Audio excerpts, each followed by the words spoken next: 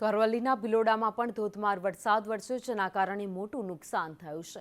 ભિલોડા સહિત આસપાસમાં ઝૂંપડા પડી ગયા છે.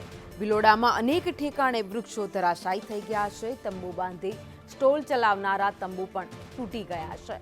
મકાનના છાપરા ઉડી ગયા છે, તો દિવાલો પણ કેટલીક જગ્યાએ ધરાશાયી થઈ ગઈ છે. એટલે કે ભારે પવન સાથે જે ગત રોજ રાત્રે વરસાદ વરસ્યો, જેના કારણે અનેક ગણું નુકસાન થયું છે. વધુ અપડેટ સાથે સંવાદદાતા શૈલેષ પંડ્યા મારી સાથે જોડાયા છે. શૈલેષ, અરવલ્લીના ભિલોડામાં ભારે પવન સાથે વરસાદ વરસતા નુકસાન થયું.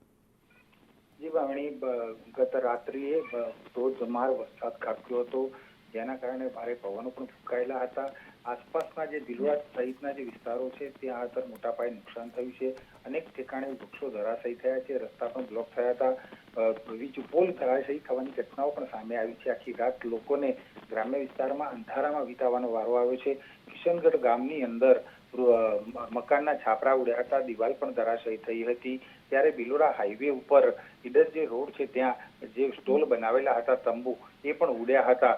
આમ જોતા ભિલોડા તાલુકા તેમજ ગ્રામ્ય વિસ્તારોની અંદર મોટા પાયે કમોસમી વરસાદના કારણે નુકસાન થવા પામ્યું છે. આભાર માહિતી માટે.